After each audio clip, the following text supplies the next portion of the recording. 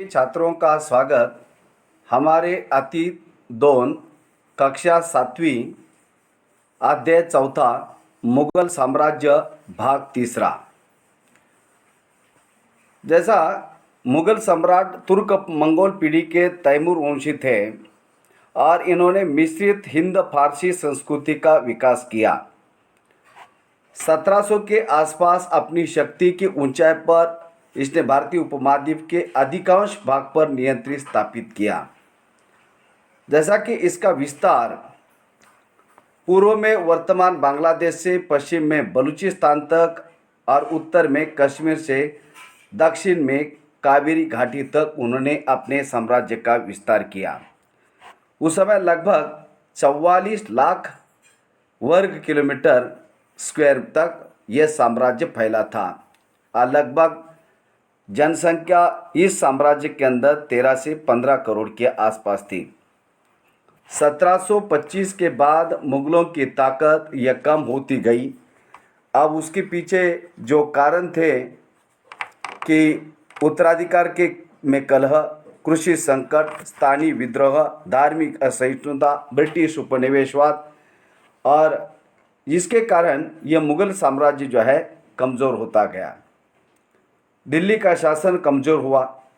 जैसा कि कुछ प्रमुख शासकों के बारे में हम देखते हैं तो बाबर, हुमायूं, अकबर, जहांगीर और शाहजहाँ और औरंगजेब या आलमगीर ये आखिरी ताकतवर बादशाह रहे और बहादुर शाह जफर द्वितीय जो उनका कार्यकाल 1887 से लेकर 1857 तक यानी 58 तक आता है और उसके बाद धीरे धीरे करके ये मुग़ल सत्ता खत्म होती है।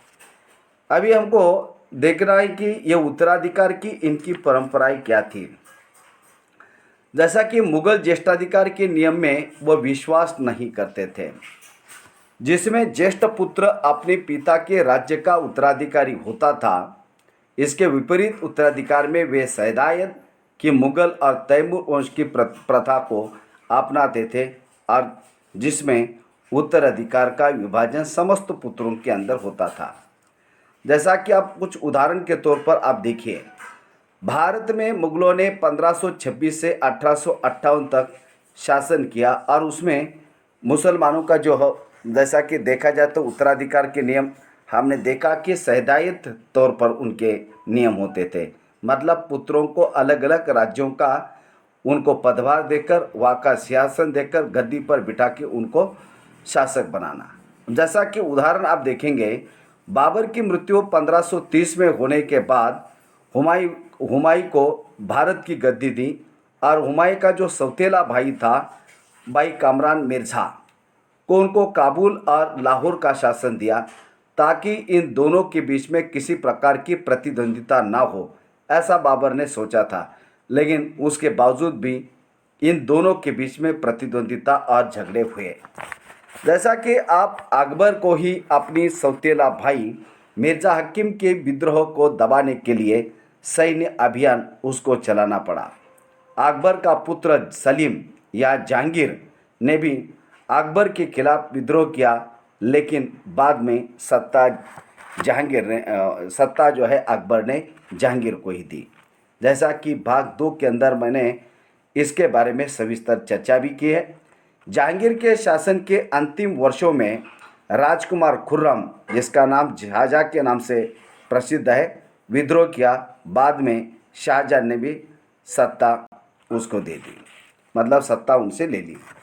1657-58 में शाहजहाँ के पुत्रों के बीच उत्तराधिकार को लेकर झगड़ा शुरू हुआ और उसमें औरंगजेब विजयी हुआ और उसने अपना भाई दारा शिकोह समेत उसके 3 भाइयों को मौत के घाट उतार दिया। शेख शाहजहाँ ने अपनी शेष जिंदगी आगरा में किस तरह उसने उसको कैद करके रखा, उसकी भी कहानी आपको मालूम है। शाहजादा जो अकबर या राजकुमार अकबर ने औरंगजेब के विरुद्ध भी विद्रोह किया, जिसमें उसको मराठों ने साथ दिया, जैसा कि छत्रपति संभाजी महाराज ने उनको साथ दिया और दक्कन की सल्तनत का सहयोग मिला, लेकिन उसमें भी उनको सफलता नहीं मिली और बाद में वो सफाविद ईरान भाग चला गया। तो इस तरह की उत्तराधिकार की कई सारे उदाहरण आपको हमने बताए ताकि आपको ये समझ में आए कि इनकी उत्तराधिकार की जो पद्धति सहदायत वह किस प्रकार पद्धति थी। जैसा कि दूसरे हिंदू राजाओं के अंदर जब जैसा कि छत्रपति शिवाजी महाराज की मृत्यु के बाद उनका बड़ा बेटा जो ज्येष्ठ लड़का था वो सत्ता पर आ गया, तो ऐसे उदाहरण मिलते, लेकिन इनमें वो भाइयों को बांट कर देते या सहदायत उनकी पद्धत है। अब यह मुगल और तैमूर वंश की प्रथा को अपनाते थे, जिसमें उत्तराधिकार का विभाजन जो है समस्त पुत्रों में कर दिया जाता था और कई बार उसमें जो शक्तिशाली होता था वो विजय हासिल करता था, वो सत्ता पर आरूढ़ होता था। जैसा कि आप इस तरह के जो उदाहरण अपने कहीं देखे हैं। मुगल राजकुमारों में विद्रोह से जुड़े प्रमाण तो आपने इस तरह के कई उदाहरणों के साथ अभी आपको मैंने बताया। जैसा कि मुगलों के अन्य शासकों के साथ संबंध किस प्रकार थे, जैसा कि तालिका 1 में भी हमने देखा कि उसमें मुगलों ने उन शासकों के विरुद्ध लगातार अभियान किए, जैसा कि उत्तर भारत में किए, काबुल कंधार तक किए, बंगाल में किए, मराठों पर या दक्षिण में बहमनी साम्राज्य पर, उसको हासिल करने के अलग अलग तरीके से उन्होंने अपने प्रयास किए। जब मुगल शक्तिशाली हो गए तो अन्य कई शासकों ने स्वेच्छा से उनकी सत्ता को स्वीकार कर लिया, जैसा कि उसका इस तरह का उदाहरण आपको राजपूतों का मिलता है। राजपूत इसका उदाहरण है। अनेकों ने मुगल घराने में अपनी पुत्रियों के विवाह करके उच्च पद प्राप्त किए और कईयों ने उनका विरोध किया, जैसा कि महाराणा प्रताप ने अकबर के साथ काफ़ी विरोध किया। उसके किस्से कहानियाँ आपको मालूम है। राजपूतों के साथ मुगलों की जो शादियाँ हुई है उसमें जहांगीर की माँ कछवा की राजकुमारी थी, वह अंबर वर्तमान में जयपुर के राजपूत शासक की पुत्री थी। शाहजहाँ की माँ एक राठौड़ राजकुमारी थी, वह मारवाड़ यानी जोधपुर के राजपूत शासक की पुत्री थी। तो इस तरह के कई उदाहरण आपको इतिहास में मिलते हैं। अब ये राजपूतों को मुगलों द्वारा वतन और जागीर कैसे मिले। अब मुगलों ने भी ये सोचा कि हम हर राजा के साथ या दूसरे राजाओं से हम इस तरह की दुश्मनी हमें हमेशा करते रहेंगे तो हमें केवल युद्ध ही करना पड़ेगा और युद्ध के बगैर हम विस्तार नहीं कर सकते। लेकिन युद्ध के अलावा यदि हम उनके साथ वैवाहिक संबंध स्थापित करते हैं तो उसका भी हमको फायदा हो सकता है। उनको उच्च पदों पर मुगलों ने नियुक्त भी किया। ऐसे भी कई उदाहरण हमको देखने को मिलते हैं, जैसा कि बीरबल का उदाहरण है, टोडरमल का मेरा उदाहरण है, राजा मान सिंह का उदाहरण है।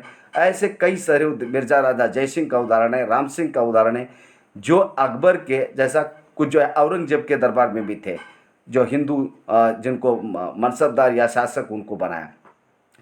मेवाड़ के सिसोदिया राजपूत लंबे समय तक मुगलों की सत्ता स्वीकार करने से वो इनकार करते रहे। राणा संगा के बारे में आपको मालूम है, महाराणा प्रताप ने हल्दी घाटी का युद्ध अकबर के साथ किया, अंत तक वो उनको शरण नहीं गए और उनकी सत्ता स्वीकारने के लिए भी वो तैयार नहीं रहे।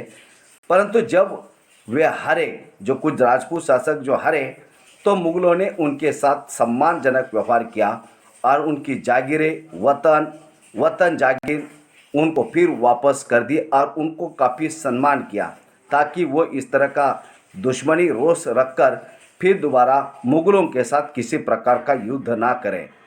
पराजित करने पर परंतु अपमानित न करने के बीच सावधानी से बनाए गए संतुलन की वजह से मुगल भारत के अनेक शासकों और सरदारों पर अपना प्रभाव बढ़ा पाए और इसलिए बहुत सारे जो हिंदू राजपूत जो शासक थे वो मुगलों के दरबार में काफ़ी उच्च पदस्थ थे, इवन सेनापति तक वो पदों पर थे। तो इसी तरह इस संतुलन को मुगलों ने बनाए रखना, क्योंकि उनको मालूम था या कि प्रजा हिंदू है, शासक मुस्लिम है, और यदि हम धार्मिक सहिष्णुता की, जैसा कि अकबर का उदाहरण आपने देखा, उन्होंने शुक्रवार के दिन इबादत खाने के सभी धर्म के लोगों को आमंत्रित करके धर्म के विभिन्न विषयों पर वह चर्चा होती थी। धार्मिक सहिष्णुता, इसलिए सबसे ज़्यादा समय तक अकबर जो है शासन यहाँ कर पाए। इसके अलावा बाकी जैसा औरंगजेब बादशाह ने जो जिजिया नाम का जो टैक्स लगा दिया था, तो उसके नतीजा कई लोगों ने उनके खिलाफ विद्रोह किए और उसके नतीजे मतलब वह अशांति और अस्थिरता की स्थिति पैदा हुई। परंतु इस संतुलन को हमेशा बरकरार रखना बड़ा कठिन था। जैसा कि आप तालिका में देख सकते हैं कि छत्रपति शिवाजी महाराज, आप जानते हैं कि दक्कन पर जो दक्षिण का मराठों का जो क्षेत्र था उसको कब्जा करने के लिए मिर्ज़ा राजा जयसिंह दिलेर खान को यहाँ भेजा, शाइस्ते खान को भेजा। और इतना ही नहीं, बाद में स्वयं औरंगजेब बादशाह को दक्षिण पर उनको अपनी सवारी करनी पड़ी ताकि मराठों के साम्राज्य को अपने हाथ लेने का या विस्तार की नीति का वो एक बात था, उसका प्रयास किया, लेकिन वो ज़्यादा समय तक वो सफल नहीं हुए। जैसा कि छत्रपति शिवाजी महाराज को जब मुगल सत्ता स्वीकार करने के लिए औरंगजेब ने उनका अपमान किया, तो इस अपमान का परिणाम क्या हुआ आपको मालूम है। जैसा कि 5000 मनसबदारों के लाइन में छत्रपति शिवाजी महाराज को, जैसा कि बाद जब उनको आगरा के महल में उनको खड़ा किया तो छत्रपति शिवाजी महाराज को काफ़ी बुरा लगा और औरंगजेब ने उनको अपमान किया ऐसा लगा, और उसके बाद उस दरबार से वो निकल गए। और उसके बाद जो मिर्ज़ा राजा जयसिंह का बेटा राम सिंह, वह उनको जिम्मेदारी दी थी, और जैसा कि 50वीं वर्षगांठ मनाने के लिए उनको वहाँ जैसा कि आमंत्रित किया गया था। और काफ़ी जो है महाराष्ट्र में स्थिति ये हो चुकी थी, शिवाजी महाराज की जो किले और सब कुछ जो है औरंगजेब के पास चले गए थे। और तो उसमें जो है बातचीत, और हो सकता है कि कुछ उनसे बातचीत हो जाए और कुछ दूसरा मार्ग निकले, लेकिन उसके पहले उनके बीच में इस तरह का हुआ। और वहाँ से छत्रपति शिवाजी महाराज वहाँ से कैसे निकले, जो मिठाई के पिटारे से शंभू राजे और शिवाजी महाराज, उसका भी इतिहास आपको मालूम है। अब उसके बाद जो है ये आप देख सकते हैं, ये औरंगजेब बादशाह और ये छत्रपति शिवाजी महाराज, उनका एक चित्र आप देख सकते हैं। इसके बाद मनसबदार और जागीरदार, जैसे जैसे साम्राज्य में विभिन्न क्षेत्र सम्मिलित होते गए, वैसे वैसे मुगलों ने तरह तरह के सामाजिक समूह के सदस्यों को प्रशासन में नियुक्त करना प्रारंभ किया था।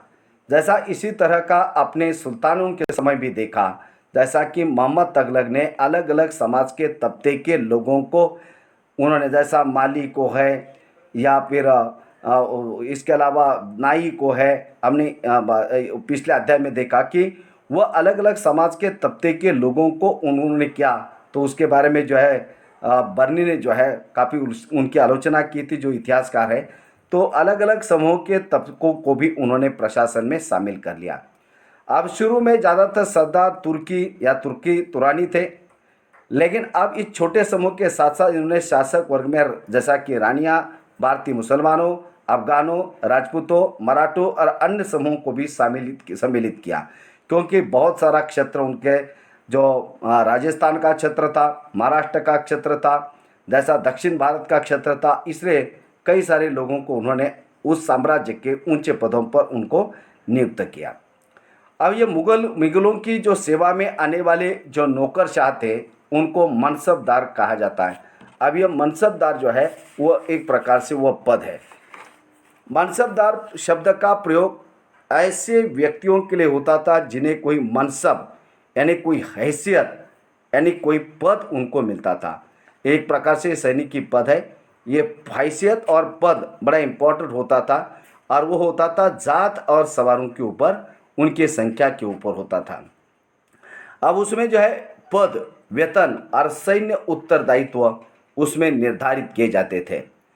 पद और वेतन का निर्धारण जात की संख्या पर होता था। जात की संख्या जितनी अधिक होती थी, दरबार में उस मनसबदार की प्रतिष्ठा अधिक होती थी, या उसको अभिजात भी कहा जाता है, और उनका वेतन भी उस पर निश्चित होता था। अब आप देखेंगे कि सेना के जो 4 भाग थे, एक था पैदल सेना, घुड़सवार सेना, हाथी सेना और तोपखाना मुगलकालीन। अब ये मनसबदारी व्यवस्था के अंदर मनसबदार राज्य का वेतन भोगी पदाधिकारी होता था, और राज्य की फौजी सेवा के लिए निश्चित संख्या में फौज उसको देनी पड़ती थी। जब कभी राजा ने किसी मनसबदार के अपने सैनिकों को जात और सवारों को किसी युद्ध के लिए आमंत्रित करते थे, तो उनको जाना पड़ता था। मनसबदारी प्रथा मुगलकालीन सैन्य नौकरशाही प्रथा की एक रीढ़ की हड्डी थी, और उसी पर मुगलों ने अलग अलग प्रांत, प्रदेश और दूसरे राजाओं की सत्ता को काबिज करने का प्रयास किया और उसमें वह सफल भी हुए। जात जात से इंसान के वेतन और प्रतिष्ठा की ज्ञात होता था। सवार पद से घुड़सवार दस्तों की संख्या भी ज्ञात होती थी। सवार मतलब घुड़सवार।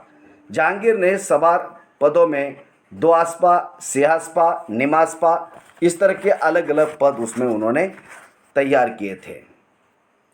अभी आप यहाँ देख सकते हैं, यहाँ पर यह मनसबदार और उनके यहाँ पर आप सैनिकों को आप देख सकते हैं। यह अलग अलग प्रकार के उनके पद निश्चित किए जाते थे। या आप देखिए ओहदे उनके अलग अलग प्रकार के। अब इसके अलावा आप देख सकते हैं कि मनसबदार का स्वरूप किस प्रकार होता था। जो सैन्य उत्तरदायित्व तो मनसबदारों को सौंपे जाते थे, उन्हीं के अनुसार उन्हें घुड़सवार रखने पड़ते थे। मतलब सैन्य उत्तरदायित्व तो इनको मनसबदारों को सौंपे जाते थे कि आपको दक्षिण में, उत्तर में, पूर्व में, पश्चिम में या इस राजा के खिलाफ आपको युद्ध करना है, तो उन्हीं के अनुसार उन्हें घुड़सवार रखने पड़ते थे। मनसबदार अपने सवारों का निरीक्षण के लिए लाते थे। वे अपने सैनिकों को घोड़ों के दगवाते थे। घोड़ों की जो है उनकी जो पीछे मांडी है वह सैनिकों का पंजीकरण करता थे, उसका रजिस्ट्रेशन करते थे। इन कार्यों के बाद भी उन्हें सैनिक को वेतन देने के लिए धन मिलता था।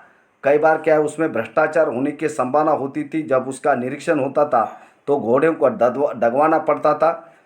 सील होता था, सरकारी सील, और उसके जो कितने सवार है, कितने घोड़े हैं, कई बार उसमें भ्रष्टाचार की संभावना होती थी। मनसबदार अपना वेतन राज्य से एकत्र करने वाली भूमि के रूप में पाते थे। अब उनको भूमि के रूप में उनको वेतन मिलता था, जिन्हें जागीर कहते थे। जागीरदारी भी प्रथा थी, तकरीबन एकताओं के समान थी। परंतु मनसबदार मुक्तियों से भिन्न अपने जागीरों पर नहीं रहते थे, नहीं उन पर वह प्रशासन करते थे। जैसा ये एकता यानी ज़मीन का टुकड़ा, तो उनको वो राजस्व के इकट्ठा करने के लिए दिया जाता था। लेकिन मनसबदार ये मुक्तियों से बिल्कुल अलग थे, जागीरों पर नहीं रहते थे, न ही उन पर वह प्रशासन करते थे। उनके पास अपनी जागीरों से केवल राजस्व एकत्र करने का अधिकार था, यानी केवल टैक्स वसूल करने का। ये राजस्व उनके नौकर उनको एकत्रित करते थे जब वे स्वयं देश के किसी अन्य भाग में युद्ध पर सेवारत होते थे। तो इस तरह का ये फर्क आपको मनसबदार का होता था। अब यह आपको यह जात की श्रेणी आप देखिए, 5000 जात वाले अभिजातों का दर्जा यह सबसे ऊंचा दर्जा होता था। 1000 जात वालों से भी उनका ऊंचा। अकबर के शासन काल में 29 ऐसे मनसबदार थे जो 5000 जात की पदवी के थे। औरंगजेब के शासनकाल तक ऐसे मनसबदारों की संख्या 79 हुई। इसका मतलब उसमें खर्च जो है बढ़ गया। लेकिन उसके साथ साथ अकबर के समय में कई सारा प्रदेश मुगल सत्ता के अधीन भी आया था। अभी आप ये चित्र क्रमांक 5 को देखिए, अपने सवारों के साथ मनसबदार अभियान। यहाँ पर आप देख सकते हैं एक घोड़े पर सवार बीच में यह मनसबदार आपको दिखाई दे रहा है। जब भी कभी युद्ध होता था तो उनको अक्सर युद्ध के लिए अपने सैनिकों को ले जाना पड़ता था। आप यहाँ देख सकते हैं यह पैदल सैनिक, इनकी टुकड़ी आपको आगे दिखाई दे रही, और उसके बाद ये घुड़सवार आप देख सकते हैं यह उनके पीछे हैं। तो इस तरह यह मनसबदार अपने सवारों के साथ जब कभी किसी प्रकार के युद्ध के अभियान पर जाते थे तो इस तरह का उनका चित्र आपको जो दिखाई दे रहा है, यह व्यूह रचना ऐसी होती थी। अभी आप चित्र क्रमांक 6 को आप देखिए। शाहजहाँ के राजकाल में एक चित्र लघु चित्र का ब्यौरा है। यहाँ जहांगीर के समय भ्रष्टाचार को दिखाया गया है। अभी आप 1 नंबर के चित्र में आप देख सकते हैं भ्रष्ट अफसर रिश्वत लेते हुए। अभी आप देखिए यह भ्रष्ट अफसर जो है ये रिश्वत ले रहा है ना। ये इस तरह का आपको चित्र मिलता है। अभी यहाँ पर आप देखिए एक कर अधिकारी गरीब किसानों को सजा दे रहा है। यहाँ पर देखिए एक कर अधिकारी जिनको खाने को नहीं है और ये कर अधिकारी उनसे टैक्स मांग रहा है। इसका मतलब कितना भ्रष्टाचार था जहांगीर के समय, शाहजहाँ के समय। तो उसका एक जहांगीर के समय तो उसका एक लघु चित्र आपको मिलता है। मतलब शाहजहाँ के राजकाल के एक लघु चित्र का ब्यौरा है। और या जहांगीर के समय के भ्रष्टाचार को उसमें दिखाया गया है। ये दो प्रकार के चित्रों को आप देखिए। इसके बाद आप देखिए और अकबर और औरंगजेब के शासनकाल में वतन, जागीरदार और मनसबदारों की स्थिति क्या थी। अकबर के शासनकाल में इन जागीरों को सावधानीपूर्वक इनका आकलन किया गया था, क्योंकि उनके पास राजस्व वसूल करने का अधिकार उनको दिया गया था, ताकि इनका राजस्व मनसबदार के वेतन के तकरीबन बराबर रहे। मतलब जो मनसबदार है उनका वेतन, मनसबदार कहाँ रहता था, किसी युद्ध अभियान पर चला जाता था और उनके जो अधिकारी होते थे वो राजस्व इकट्ठा करते थे, तो ये उनके मनसबदार के वेतन के बराबर है। औरंगजेब के शासनकाल में, औरंगजेब के शासनकाल तक पहुँचते पहुँचते स्थिति बदल गई। अब प्रांत राजस्व मनसबदार के वेतन से बहुत कम था, मतलब राजस्व मनसबदार के वेतन से काफ़ी कम था। मनसबदारों की संख्या में भी अत्यधिक वृद्धि हुई, जिसके कारण उन्हें जागीर मिलने से पहले एक लंबे समय का इंतजार उनको करना पड़ता था। इन सभी कारणों से जागीरों की संख्या में कमी हो गई। फलस्वरूप कई जागीरदार जागीर रहने पर ये कोशिश करते थे कि वह जितना राजस्व वसूल कर सके वह कर ले। मतलब उसमें भी पर ज़्यादा भ्रष्टाचार बढ़ गया कि जितना ज़्यादा से ज़्यादा एक बार उनके पास जागीर आ गई कि वो राजस्व अधिक ज़्यादा इकट्ठा करते थे और जागीरदारों के उनको मिलने के लिए काफ़ी जो है उसको वेटिंग करना पड़ता था और प्रतीक्षा करनी पड़ती थी। अपने शासन काल में अंतिम वर्षों में औरंगजेब इन परिवर्तनों पर नियंत्रण नहीं रख पाया, क्योंकि औरंगजेब के उत्तराधिकार में मतलब अंतिम वर्षों में ज़्यादातर उनके सैन्य अभियान ही दक्षिण भारत की तरफ चले और जिसके कारण उस पर वह ज़्यादा नियंत्रण नहीं रख पाया और इसके कारण किसानों को अत्यधिक मुसीबतों का सामना करना पड़ा, क्योंकि ये जागीरदार जितना हो सकता उतना किसानों से राजस्व ज़बरदस्ती वसूल करने लगे और जिसके परिणाम स्वरूप काफ़ी आगे विद्रोह भी हुआ। अब यहाँ पर जब्त और जमींदार, मुगलों की आमदनी का प्रमुख साधन किसानों की उपज और मिलने वाला राजस्व था। ये मुगलों के या सुल्तानों के समय पर राजस्व जो मिलता था उसी पर उनके सैन्य अभियान चलते थे और पूरा खर्चा राज दरबार का और अन्य सब कुछ जो है उसी के ऊपर निकलता था। अधिकतर स्थानों पर किसान ग्रामीण कुलीनों यानी मुखियों या स्थानीय सरदारों के माध्यम से राजस्व वसूल किया जाता था। जो गांव का मुखिया होता था या जो जमींदार होता था वो मुखिया या स्थानीय सरदार वो राजस्व इकट्ठा करके वो बराबर मुगल सल्तनत को देता था। समस्त मध्यस्थों के लिए, चाहे वे स्थानीय ग्राम हो के मुखिया हो या फिर शक्तिशाली सरदार हो या मुगल एक ही शब्द का उपयोग करते थे, वो था जमींदार। अब यहाँ पर सबसे इम्पोर्टेंट बात है अकबर के राजस्व मंत्री तोरड़मल के बारे में। अब ये जो तोरड़मल है ये राजस्व और वित्त मंत्री थे। इन्होंने भूमि पैमाइश के लिए प्रथम मापन प्रणाली भारत में तैयार की। अकबर के राजस्व मंत्री तोरड़मल ने 10 साल 1570 से 1580 इस कालावधि में कृषि की पैदावार, मतलब वह ज़मीन किस प्रकार की है, जल सिंचन की भूमि है, ओबड़ खाबड़ है, पानी उसको मिलता है या नहीं, उसके प्रतवारी के अनुसार उन्होंने राजस्व तय कर लिया। कीमतों और कृषि भूमि का सावधानीपूर्वक उन्होंने ये सर्वेक्षण किया। इन आंकड़ों के आधार पर प्रत्येक फसल पर नकद के रूप में राजस्व उन्होंने निश्चित कर दिया। प्रत्येक फसल, जो भी फसल आप लेंगे उसकी निश्चित आपको पैसा जो है राजस्व के रूप में आपको देना पड़ेगा। प्रत्येक सूबे या प्रांत के राजस्व मंडलों में बांटा गया। जैसा आज आप जैसा महाराष्ट्र राज्य है उसमें अलग जिलों में उसको बांटा गया है, उसके बाद तालुका और उसके बाद गांव। देखिए प्रशासन व्यवस्था, तो ये सूबे को प्रांत कहते थे, राजस्व मंडलों में उसको बांटा जाता था और प्रत्येक हर फसल के राजस्व की एक अलग सूची होती थी। राजस्व प्राप्त करने की इस व्यवस्था को जब्त कहा जाता है। यह व्यवस्था उन स्थानों पर प्रचलित थी जहां पर मुगल प्रशासनिक अधिकारी भूमि का निरीक्षण कर सकते थे। तो ये व्यवस्था जब्त की जो व्यवस्था थी राजस्व वसूल करने की, ज़मीन की प्रतवारी, अलग अलग फसल के उसका कितना पैसा उनको देना है उसका ये राजस्व मतलब टोटल बन में इसको भी तय करके रखा था और किसी के साथ अन्याय ना हो और सावधानीपूर्वक उसका वो हिसाब रखते थे। लेकिन ऐसा बंगाल और गुजरात में यह संभव नहीं हो पाया क्योंकि बड़ा दूर के क्षेत्र थे। जमींदारों द्वारा मुगल प्रशासन के विरुद्ध विद्रोह बढ़ते गए।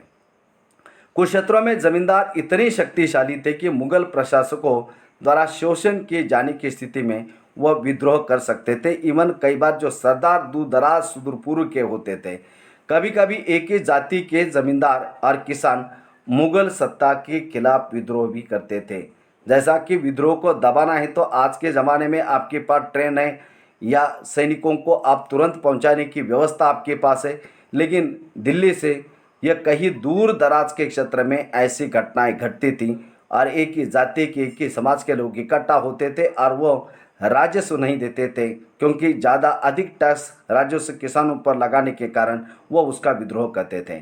17वीं शताब्दी के आखिर ऐसे किसान विद्रोह ने मुगल साम्राज्य को स्थायित्व को चुनौती भी दी है, तो कई बार इसका उन्होंने सामना भी किया है। अब ये अकबरनामा को आईने अकबरी को आप देखिए, भाग 4 के अंदर मैं इसका अकबर का नवरत्नों के जो दरबार है उनके बारे में मैं आपको विस्तृत जानकारी दूंगा। अकबर के अपने करीबी मित्र दरबारी अबुल फजल, भाईजी उनका भाई है अबुल फजल, यहाँ पर आप देख सकते हैं उनका ये फोटो। अबुल फजल और या अकबर बैठे हुए हैं। अकबर ने अपने करीबी मित्र और दरबारी अबुल फजल को जैसा कि आदेश दिया कि उसके शासन काल का वह इतिहास लिखे। अभी उन्होंने आदेश दिया ही है, जैसा कि अबुल फजल 1551 से 1652 ये उनका पीरियड है। अकबर के शासनकाल की प्रमुख घटनाओं का उन्होंने लिखा है। उन्होंने अकबरनामा, आईने अकबरी लिखा। जन्म आगरा में इनकी हत्या सलीम ने करवाई। वीर सिंह बुंदेला द्वारा अबुल फजल ने पंचतंत्र का फारसी अनुवाद किया अनवर ए सादात नाम से। तो इस तरह इनकी कृतियाँ हैं। अभी आप यहाँ देखेंगे इतिहास 3 जिल्दों में लिखा और उसका शीर्षक था अकबरनामा। पहली जिल्द में क्या है? पहली जिल्द में अकबर के पूर्वजों के बयान, अकबर के जो पहले पूर्वज हुमायूं है या उसके पहले बाबर है या और अन्य उनके बारे में।